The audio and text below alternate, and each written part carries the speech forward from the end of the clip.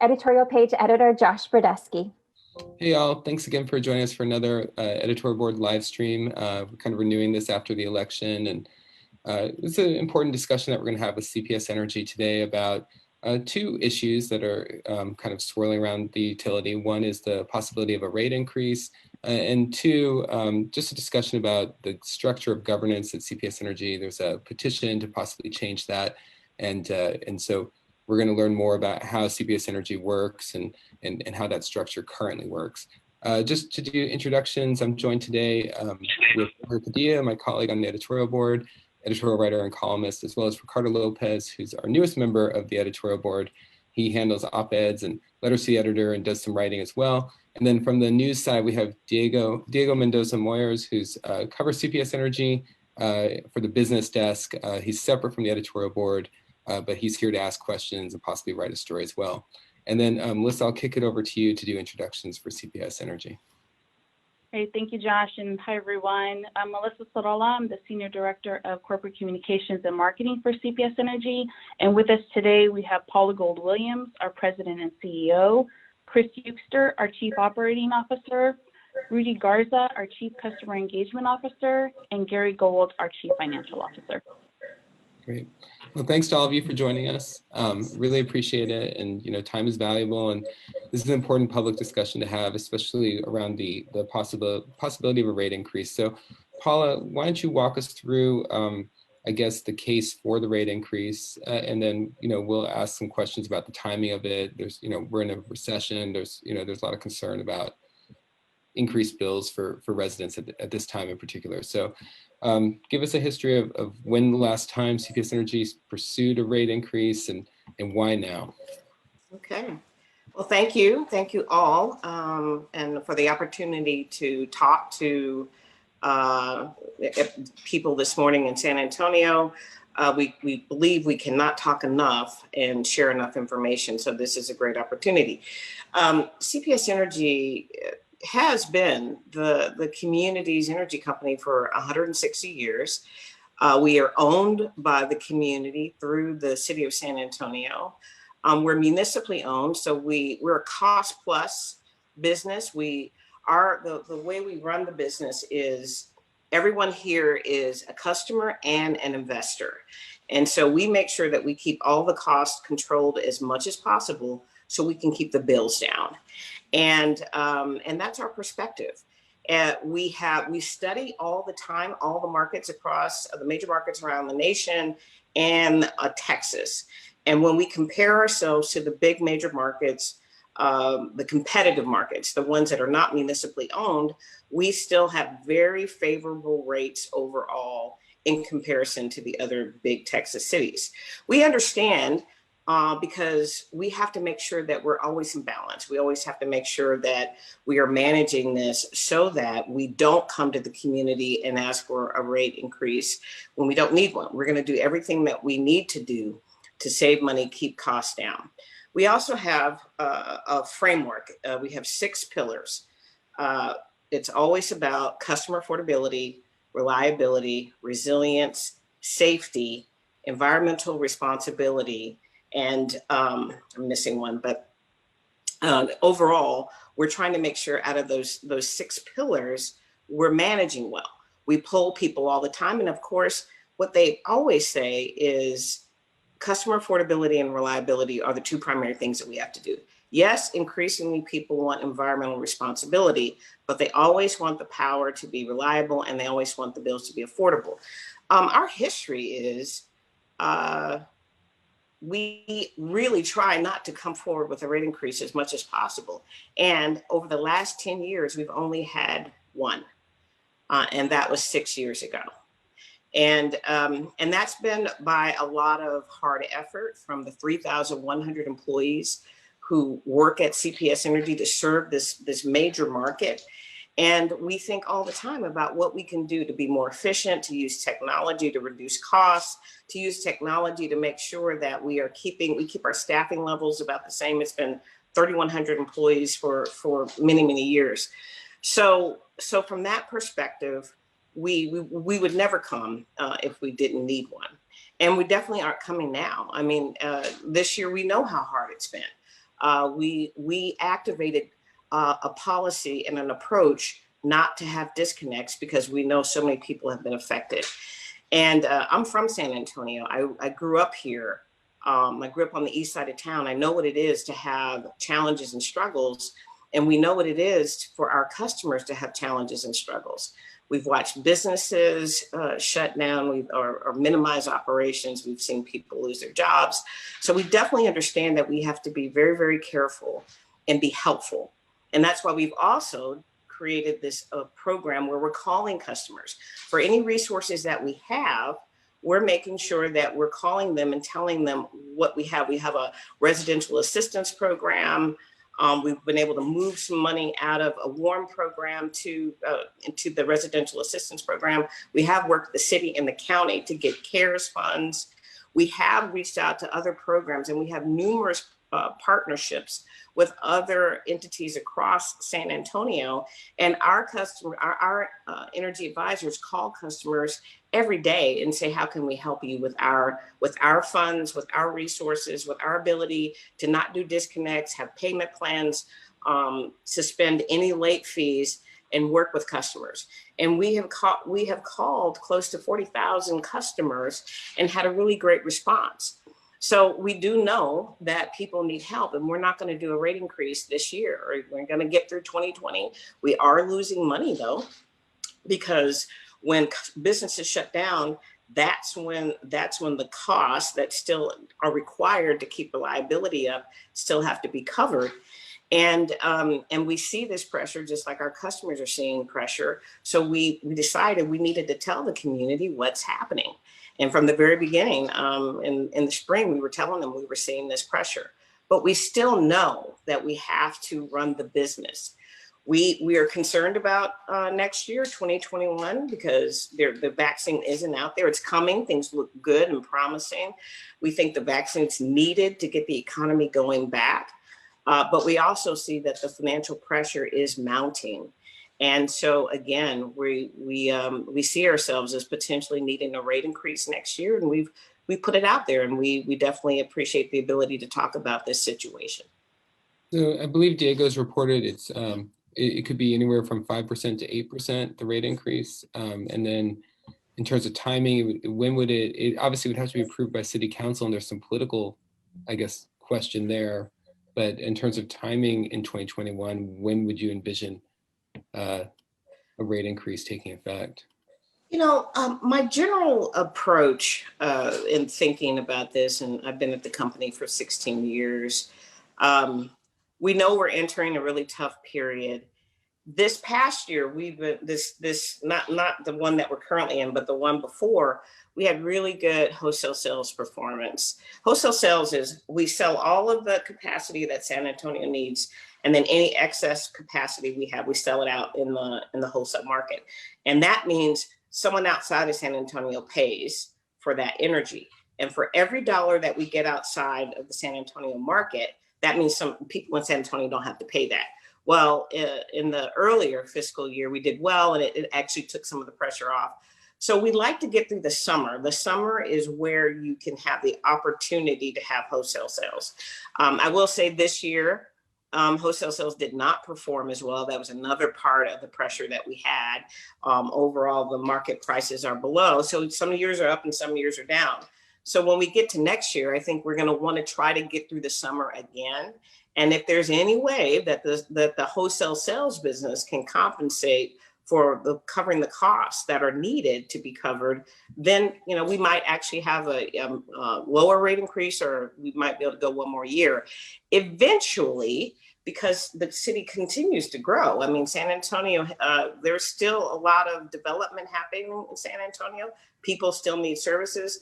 The COVID pandemic will pass, the economy will come back, and we still have to maintain operations through all of that. So I would say the timing's probably in the fall if we absolutely need one. And we'll keep the community posted about how we're doing all through the early part of the year. The political discussion, I mean, obviously city council has to approve this.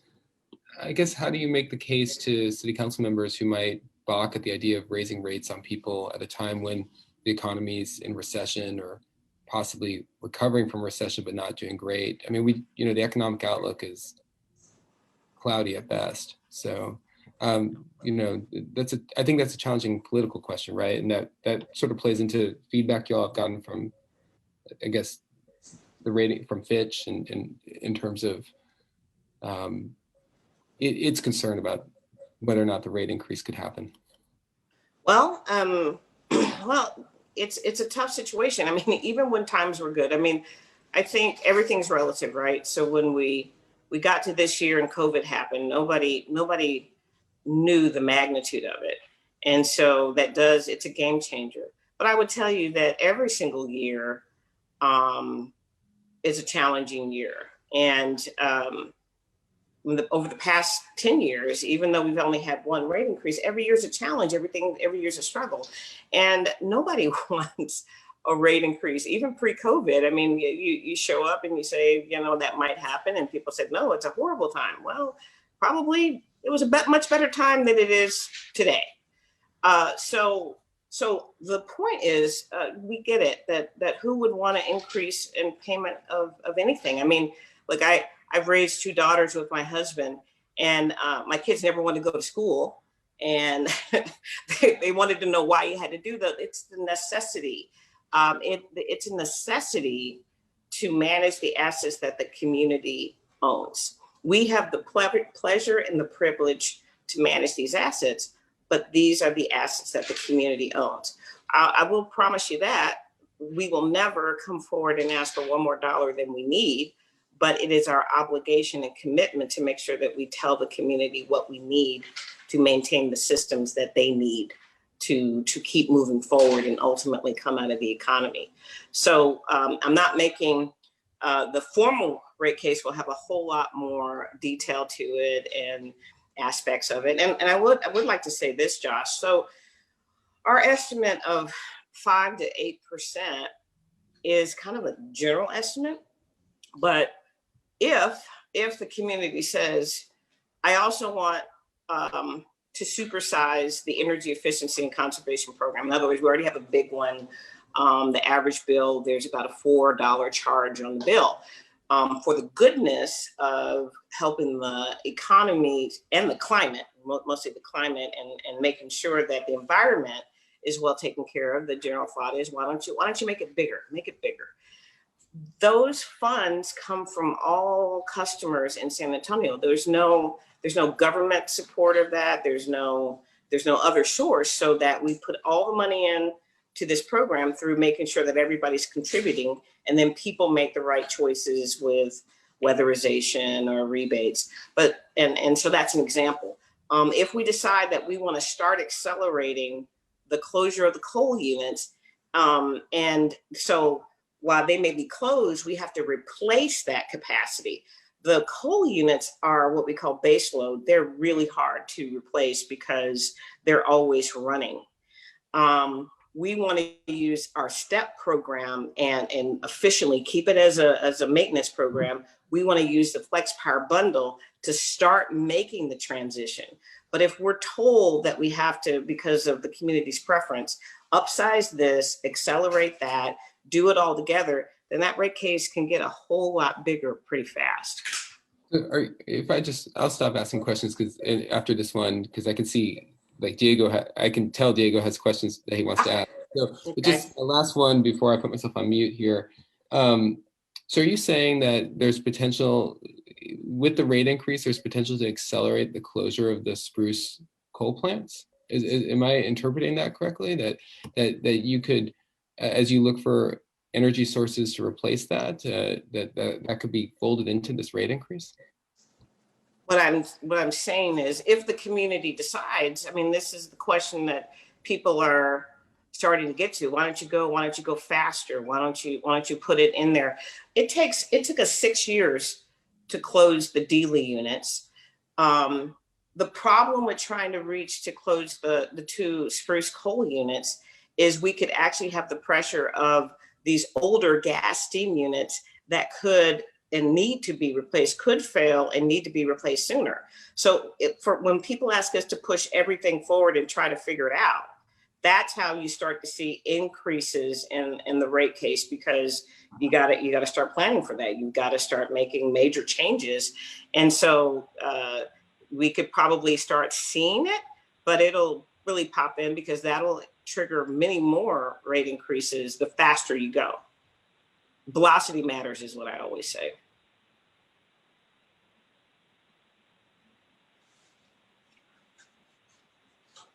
Go for it, Diego.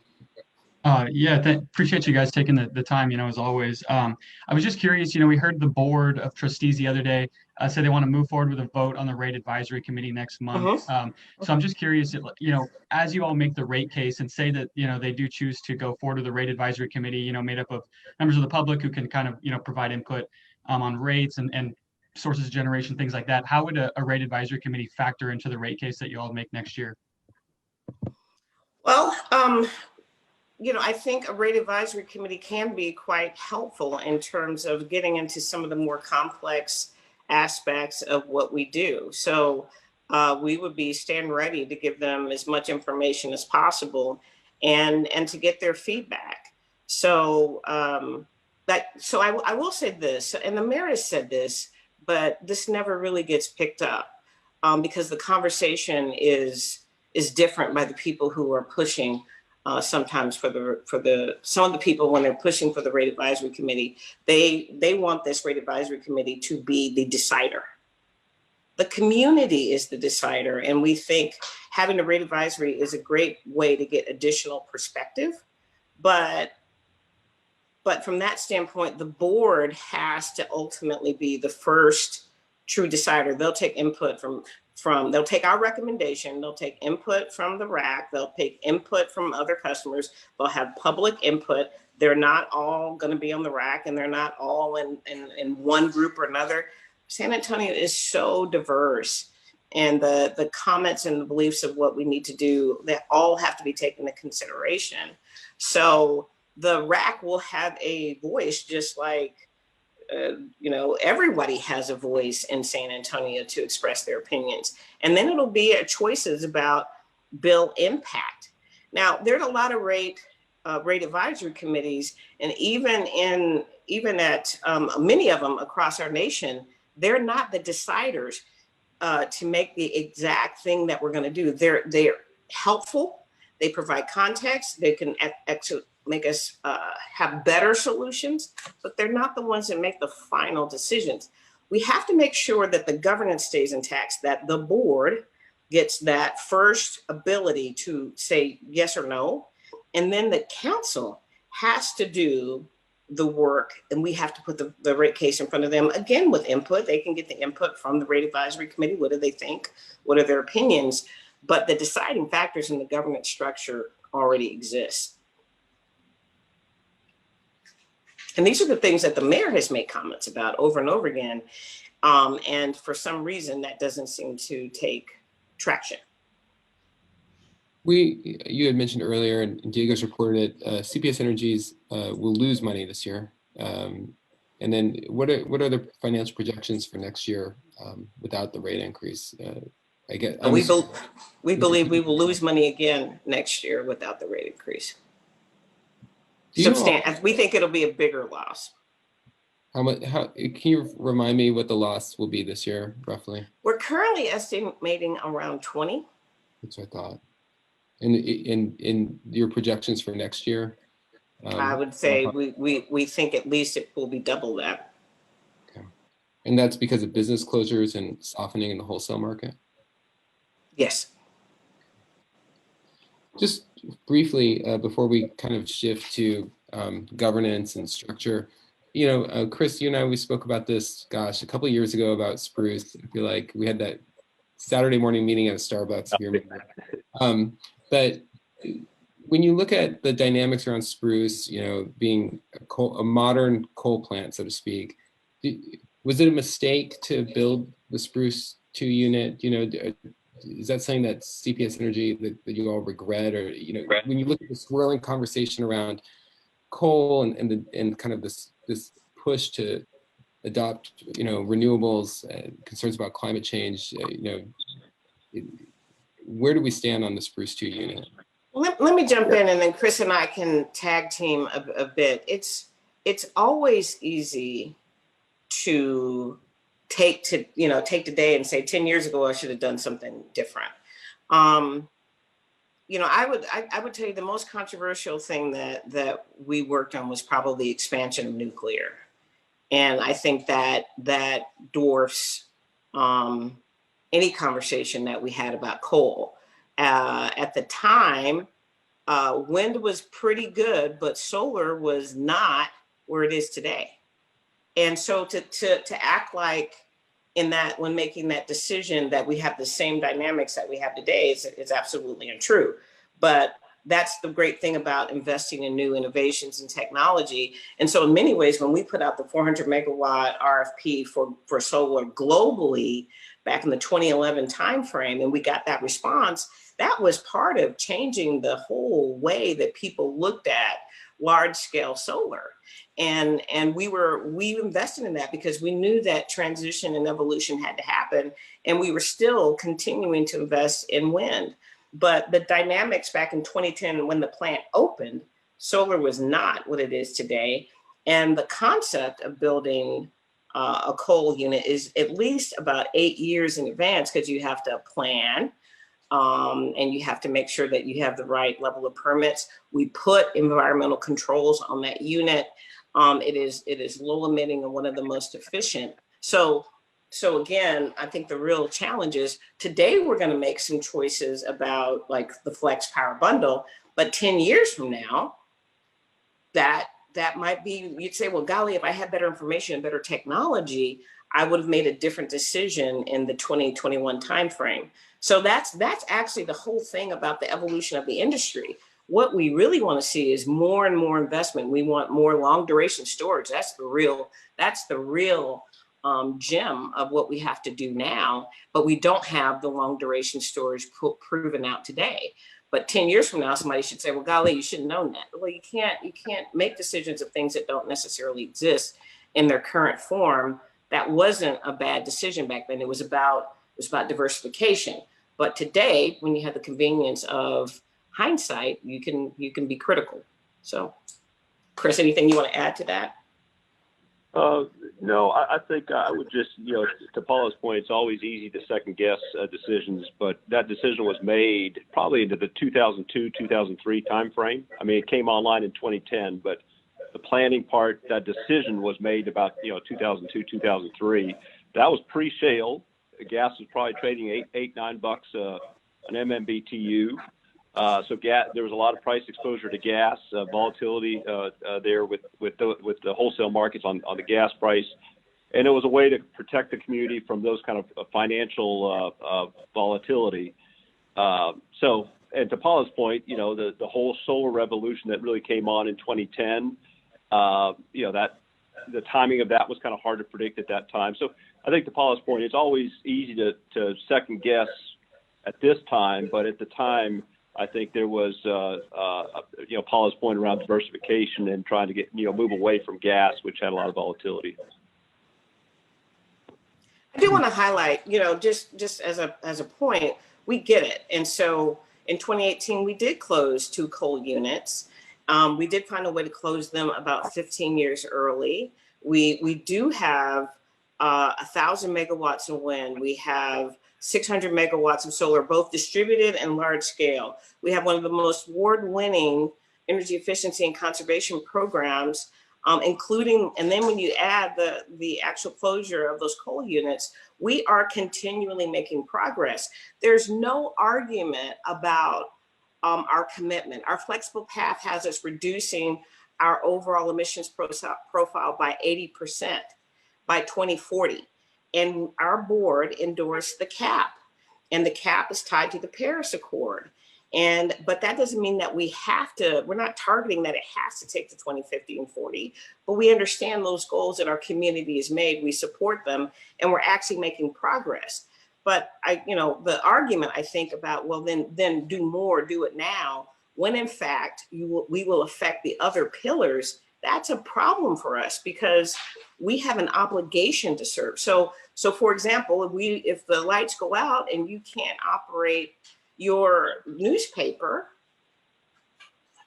I mean, you're going to say, I don't need to operate my newspaper and do editorials because I need to wait for the intermittency issues that come. And we just had a huge intermittency issue with wind in late October.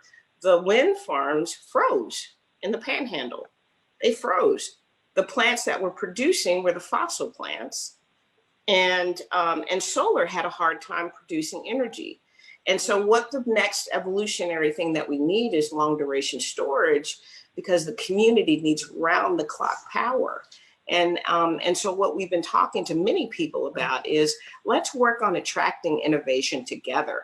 Let's work on getting people. We didn't solve the solar challenge. It was solved globally, and now we all benefit from that. But we can do the same thing, working together on energy storage. And that's kind of the big nut to crack. We need to make sure that the cost of energy, long duration storage, comes down and the efficiency goes up.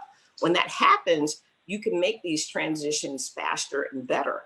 But to declare that we can run the whole globe on solar it's a denial of the physics of what it takes to make things happen. You need to make sure that we're constantly thinking about the facts of what really is happening, the physics of the technology that we have, and the finance and funding. And so, again, as a municipal, we don't qualify for federal funding directly. We can partner, and we're very open into partnering. We're really interested in hydrogen, and we want to do some things together. But that stuff doesn't happen overnight. The challenge for San Antonio is we spend a lot of time fighting about things when we should be looking for solutions. And there are solutions out there that we can do. But to just declare that, we don't want to, that's not true. We want to, we're working on it, we're collaborating, and it's just going to take some work together to make this happen. I just want to reiterate the point Paula made. I mean, I think we're very open to transitioning beyond coal. I mean, to Paula's point, we shut down the Dealey coal units in 2018. Those are 2 units, 15 years ahead of schedule. We have Spruce 1 coming offline in 2030, 15 years ahead of schedule. Spruce 2, which is the new plant, we are looking at options there. So we are open to that transition. We also have these aging gas steam units, 3,000 megawatts of aging gas steam units built in the 60s and 70s that we're also looking to transition. So we got a lot of stuff going on. But to Paula's point, we are very open to this transition and driving this transition. Look, Josh, it's a huge point. I know we're spending time here, but just for clarity, the Spruce unit Spruce 2 is only 10 years old. So the cost of running that unit, will ultimately get out of the operating cost of running that unit, but the debt, all the debt that goes along with the bonds, don't go away. And so the community, and we have $6.2 billion in debt for all of the infrastructure assets that we have. And so it's like we have to be careful that we transition out of assets. I will say this because it's always thrown at us. We invested in nuclear, and we wanted to do new nuclear. And then ultimately we realized it was going to be too expensive. So we had a big lawsuit and got out of the development of new nuclear. We had about $500 million of costs, about $400 million of costs. And ultimately we wrote that off. And so we get a lot of feedback about, wow, that was kind of one of the worst things that could ever happen. The write-off of the coal units is going to be bigger than that. So why is it okay to do it then? So we don't take it lightly. We know that all of this stuff has to be balanced. That's why we work really, really hard to figure out the right way to do things. Transitioning out of technology takes time, effort, and focus. And so to make those changes with great replacements, we got to make sure too that the combination of energy sources that we have, solar has to have long duration storage, and it has to have resilience in terms of fast response batteries. That all has to be combined. Maybe some peaking units, which are gas-based peaking units that can help solar perform better. But then we get the argument that you can't use any fossil fuels. Technology is not at the place where you can run this community solely on solar as much as you might want to. It's not possible. I'm glad you brought up the debt, because that sort of anticipated my question was, what is the existing debt on Spruce 2? And I guess it's well, $1 billion. $1 billion. So, and that turns into an annual debt service of hundreds something. I don't have that number. We can get it to you if you need it. It's okay. So, I mean, I guess the tension there is that to shut down Spruce 2 early, the debt service still exists. And we've seen reports where Spruce 2 loses money, but it still generates revenue, right? So you lose that revenue that it's generating, even if it's a money loser, if it were to shut down, right? If I'm understanding some of the tensions there. Okay, so there are up years and down years, overall, and we have had people do their estimates of how the units are performed. It's a portfolio, and it's structured very much deliberately to be a balanced portfolio. So everything contributes to the ability for us to cover our costs. We have never had a year where we've lost money. So even no matter what's happened for individual units, we have not lost money. And so I think the analysis that has been done has been kind of isolated. And then the comment will be, well, we won't give them our analyses because these are competitive assets. And so we don't produce all the details for just general consumption, because again, if we can generate $1 in the competitive markets, it helps San Antonio. When you throw all of your costs and all of your details on a unit out there, that means people can undercut you. And then San Antonio is disadvantaged in terms of the assets that it owns. All that to just generally say that CPS Energy is a balanced organization. It's not about high profits, it's a balance. And we've covered our money. This is the first year that we've seen in history that we're going to lose money. So we've had the Spruce units, one of them for over 25 years and the other one for 10, and we've still been able to make money because the utility is about you running your portfolio, not focused on one unit. Well, I think the Spruce discussion is a natural segue into this question of some discussion about the petition to change the governance structure to I guess it would be city council members, right? Am I correct, Diego? It would be city council members who would oversee operations as a board. I realize, Paula, that you and other CPS Energy staff can't offer any opinions about this, but you can kind of walk us through the existing structure and how it works, or how it could be improved. So let's take it from there. Okay, sure.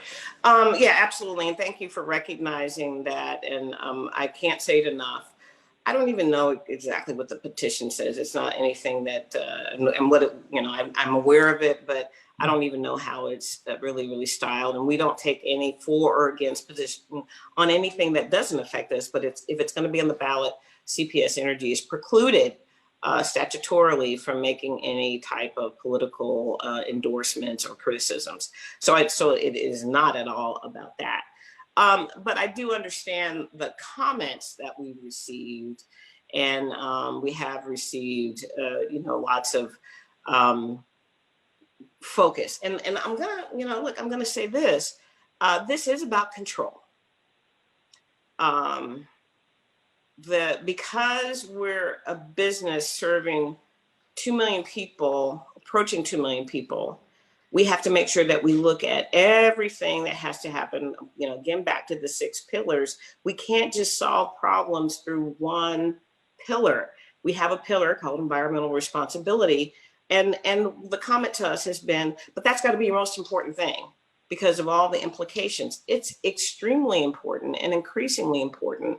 And again, all the things that we're doing with renewables, energy efficiency, closing the DLE units, we recognize our commitment in that. And we very much are looking at this and talking about it at the global level. I'm constantly talking to CEOs across the globe and the nation. I agree, we need to go faster. We have to have something to go to. But the conversation, when I tell them I still got to make sure that, because people still don't want a rate increase at the expense of everything else. They don't want a rate increase. They want the bills to stay affordable. This stuff is going to cost additional money. So ultimately, we've got to do it. We just all got to do it in balance. So the conversation has been, CPS Energy won't make that commitment, and so we must change everything about them, and we should put them in a political process. We should put them closer to the council where they're focused on their elected officials, right? We're not elected officials. I'm not an elected official. I'm a business person, grown and raised here, who's been fortunate and works really hard for this community and all of our other 3,100 people. Our job is to serve, and our job is to run the energy utility business. But again, if other people are really trying to focus on controls, then they want to break down everything you do. They want to break down every form of process you have to get to their single goal. It's not a bad goal. We don't disagree that the environment's important. We just believe that we're making great progress, and we believe that working with them, we could do better. We stand ready to meet with them again. They don't, look, they're to the point now where they don't want to meet, and they want to reinforce a lot of things that aren't, the key point of what we're doing. Look, the point is, if we don't stay focused on reliability, and you can't run this community on solar, you're going to end up with rolling blackouts. Because we're all connected into one grid. And in some ways, it could be San Antonio driving those rolling blackouts because we didn't keep everything in balance. And we've seen people leave California to come to Texas because of the reliability of the power that we have, because people are exhausted. There's stories out there all over. We got to make sure that happens. And we got to make sure that there's not rate shock. When the power goes down, the people who are making the complaints outside of CPS Energy aren't going to get the phone call. You are going to want to talk to me and ask me, why did I let that happen? And you're going to say, well, didn't you know? Didn't you do all the things you could do to make sure it all works? And I'm going to say, yeah, I did. But it won't be good enough. There's no excuse. CPS Energy still has the obligation to serve, to prevent rolling blackouts, to prevent rate shock, and find great solutions along the way. We're not outside of San Antonio, across the nation. People kind of think San Antonio has it going on, and they actually think that CPS Energy is a great forward-thinking utility, both in the renewable and green space and over in the traditional components and across the globe.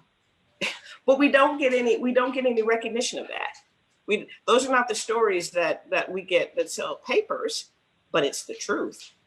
So again, we just have to make sure that we are running the business solidly, that we're always listening, that we're always hoping that we can do better. I did an editorial, talk about editorial. I did an editorial a couple of years ago because I said, these conversations are going to get harder. People are going to get more frustrated, but we still have to have them. And just because we don't all agree doesn't mean we have to give up. We have to just keep working on it and recognize the great things that are happening. We're #1 in Texas in solar today. We're #1 in Texas. Why doesn't that work? And why can't we build on that with the flexible path and the flex power bundle and all the things that we're going to do? So I put out a story 2 years ago, an editorial, and said, hey, let's have a great conversation, but I'm worried because I know that's going to be tough. And then the response a couple of years ago was, Paula she's not being realistic. Not only was I realistic, I indicated if we're not careful, we're going to get the attention of the rating agencies. And it was written about me that I was creating a boogeyman or fear mongering or making things up. I'm not making things up. CPS Energy doesn't make things up, but we know how this business works. We know that customers need us to be able to borrow money from bondholders. We know that rating agencies watch and they see this element of disagreement and fight and uncertainty on top of COVID is not a great place to be able to create additional solutions. And I forecasted that, but at the time I was told that will never happen. And here we are living it out because there's a whole lot more tension that needs to be. It doesn't mean we don't always agree, but we listen. We're listening all the time, and we're making improvements. We're moving forward. We're doing more renewables than most other major markets in Texas. We're doing a bigger energy efficiency program than major markets in Texas. But for some reason that doesn't get any credit. That doesn't get like, okay, let's build on that. That doesn't change the conversation.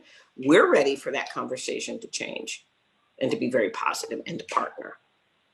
Well, why do you think that doesn't get the credit it deserves in the community? Why do you think that there's pushback from the community on questions of transparency or doing more on renewables? And I mean, if it's not getting the conversation it deserves or the credit it deserves, what is the obstacle there? Because I mean, clearly when we speak to, say, outside groups, they feel frustrated that there's not enough openness, that there's not enough inclusion of environmental perspectives on the board. So, you know, does that, I guess long story short is, does that, the frustrations you're describing, do those cut both ways? You know? Well, look, every morning I get up, I choose to be happy. I choose to look at everything, the glass half full, and I choose to say, well, today's a day and an opportunity to move forward. I can't control how other people, you know, see things. I can continue to talk to them and say, well, let's keep going. But if you're mad because I won't speed, I won't break the speed limit because, you know, of the urgency, I feel like I'm going to get there and I'm going to get there safely by managing through the dynamic that I currently have. But you're angry because you want me to go faster. I don't know what to do with that, except, again, always reach out the olive branch and say, well, I'm going to go as fast as I can. And I can go faster with your help, but I'll go slower with your frustration. I'll go slower if we're arguing instead of getting things done. So, you know, you tell me, why do people argue?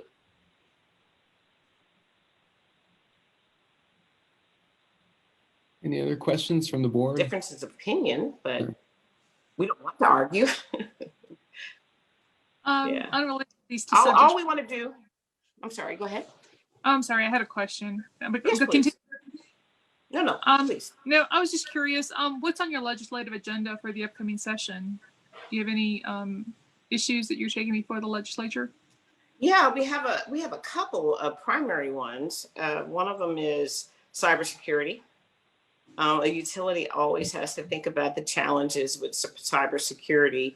And we just want to make sure that the legislative session kind of helps us, you know, be able to move and respond faster to any threats or issues that we have. And maybe there's a more collaboration and focus. I mean, increasingly cybersecurity is just something that, you know, everyone across the globe has to focus on. That's one. The other is we still believe in the municipal model. And, you know, you know, a lot of people who are again, frustrated with CPS Energy, you can't go to the competitive markets and have these very interesting conversations, really important conversations.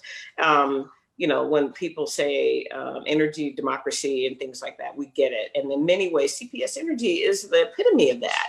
It's not, energy democracy was actually created through the renewable spectrum because the focus was, let's try to really make sure that we're putting a whole lot more solar and wind and other resources on the grid. And we're committed to that. So we do that.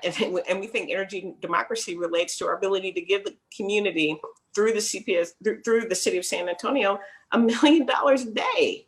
We get $1 million a day, weekends, holidays, leap day, and no questions asked.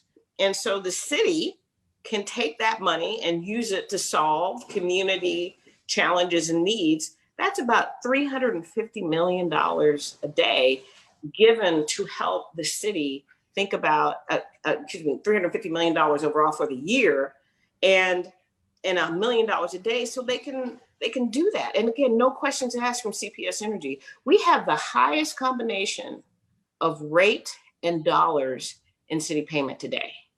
The highest combination. It's a maximum of 14%. And we've done it from the very beginning. The city has gotten approaching $8 billion. $8 billion. from an investment that only cost them $34 million. So we still think the municipal model has value because, again, we also keep our costs down. We still pay that city payment, that 14%, that $350 million a year, and still keep our bills low.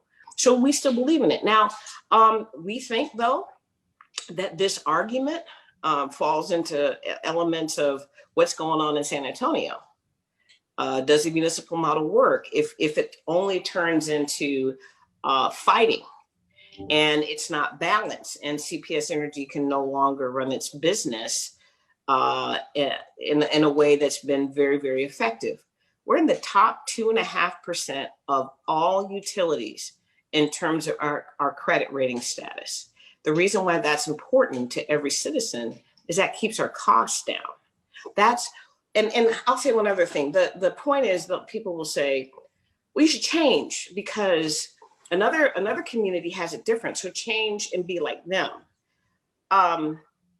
There are a lot of similarities between us and the competitive markets. We do wholesale and business and a lot of other things that are as complex as any other big utility. There's a lot of similarities with other municipal utilities like Austin Energy, but it was created to have an independent board. And that was the deal that we have managed under. That is the deal that our bondholders expect us to manage to. And just changing in midstream and saying, no, we're not going to do that anymore, puts a lot of question on what bondholders were willing to lend the money for. So there's nothing wrong with the municipal model. It comes in a lot of different forms. A lot of utilities don't have any generation, but we do, because San Antonio decided that it wanted to own and control its own energy destiny. It wanted to not be at the whim of huge price spikes and be a price taker. CPS Energy San Antonio is a price setter. And so all of those strategic things currently are in place because of the many decisions that we made a long time ago. But again, the proposal is, scrap all that in midstream, away from all the things that have worked, all the things that are proven. And it's just a different way of doing it that I think we could still be collaborative with everyone and still pay attention to everything our customers need. They're our beacon, but we have to run the business to support everything they need with facts, the ability to finance it, and ensure that ultimately we're doing the right things. Well, I think that's a good spot for us to wrap here. Actually, we have other questions, but for anyone watching, we have the editorial board have another meeting at 10 a.m. that won't be live streamed. So we're going to wrap here. But Paula, thanks very much for your time. Chris, Gary, Rudy, also thanks for joining us and being here.